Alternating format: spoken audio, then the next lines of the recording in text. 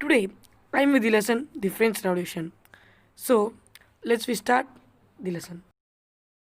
The French society during the late 18th century. In 1774, Louis 56, a 20-year young from Bourbon dynasty, ascended the throne of France. He was welcomed by empty treasure. The France was reeling under tremendous debt which had mounted up to 2 billion lives. For meeting these expenses, increase in tax was inevitable. In French society was divided into three parts. First, two enjoyed all privileges. It means that French society was divided into three types, as the first two enjoyed all things. First state is chivalry, second estate, nobility, third estate, big businessmen, merchants, court officials, peasants, artisans, landless laborers, servants, etc. Some with the third estate were rich and some were poor. The burden of financing activities of state through taxes was boom by the third estate alone. As a telling that third estate is very much got very taxes and get, so the third estate is got the biggest burden from the first two of them. So we can go to the next page now. The struggle of the survival.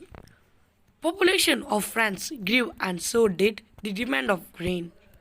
The gap between the rich and poor widened. This led to subsistence crisis. It means that the demand of the grain increased as a lot as it can because the population increased there. Subsistence crisis. Extreme situation where the basic needs of livelihood are endangered. It means that at the time of the grain was at demand, many of them got a poverty because when it's a demand, anything will be going to a great extent of rate. So they got very poverty. The growing middle class. The 18th century witnessed the emergence of middle class, which was educated and believed that no group in society should be privileged by birth. These ideas were put forward by philosophers such as Locke, the English philosopher, and Rousseau, French philosopher. The American Constitution and its grantee of individual rights was an important example of political theories of France. These ideas were discussed intensively in saloons and coffee houses and spread among people through books and newspapers. These were even read aloud. So, in the 18th century, the middle class they thought that no one should be separated by the birth. Like they are born in a biggest hospital, they born in a government hospital. Like they should not separate them. And then they are telling that Loki and Rousey, the American Constitution, they have been done it, and the examples of theories of France. These ideas were discussed intensively in saloons. This idea was spread over the saloons and coffee houses and spread among the people through books and newspapers. These were even read aloud. The outbreak of revolution. The French Revolution went through various stages. When Louis 56 became king of France in 1774, he inherited a treasury which was empty. There was growing discontent within the society in the old regime. So here they are telling that the France government, that is Louis 56, did not needed the empty treasure. So he inherited it. Now we can see about year by year. 1789, Louis 56 called the Estate General to pass the proposals of new taxes. The third estate forms National Assembly. The Bastille is stormed. Peasant revolts in the countryside. 1791 National Assembly completed the draft of constitution. It limited the powers of king and guaranteed basic right to all human beings.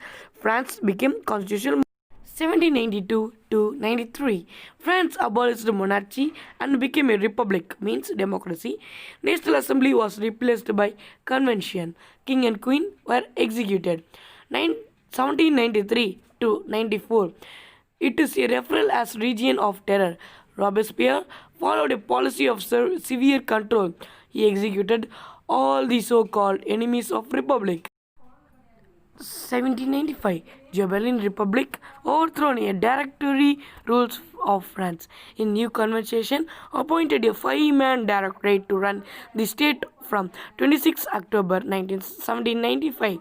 1799 The revolution ends with the rise of Napoleon Bonaparte. Now we can see about the timeline of the French Revolution. 1770s to 1780s economic decline. French government in deep debt.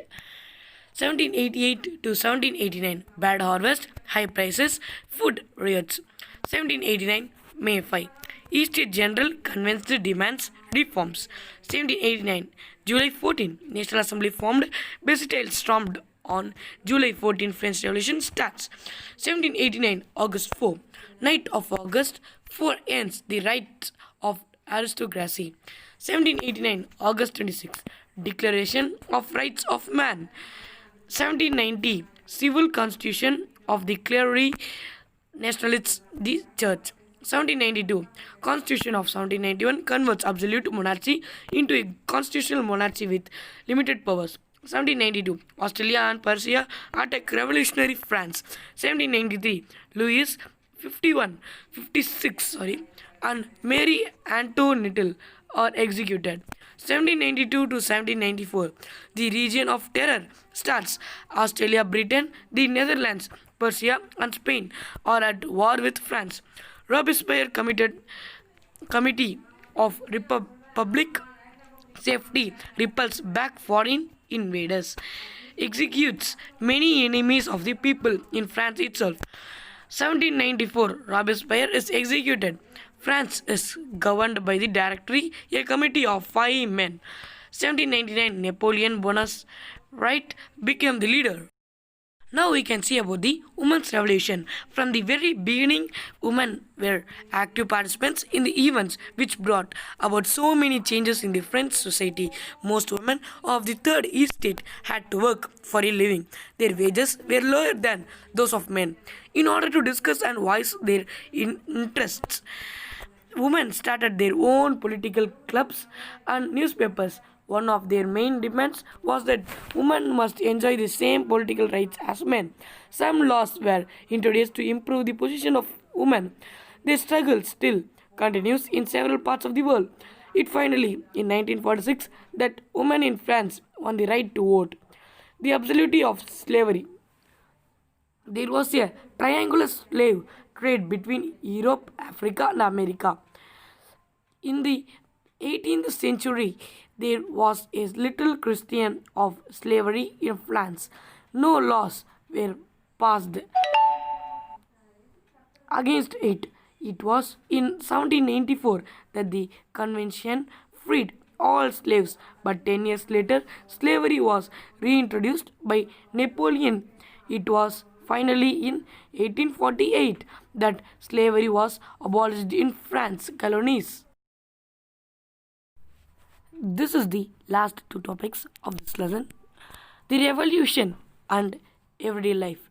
The years following 1789 in France saw many changes in the lives of men and women and children.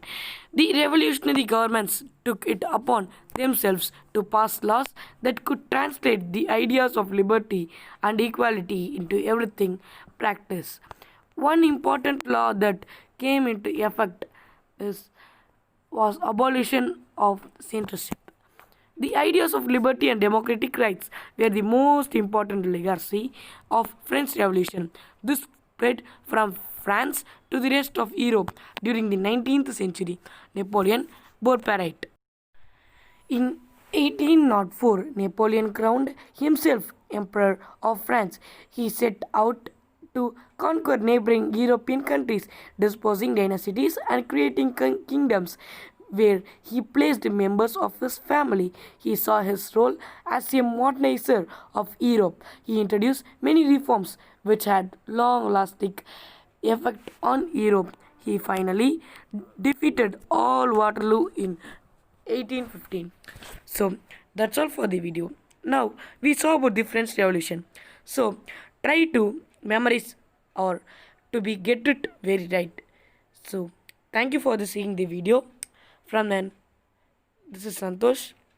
Bye.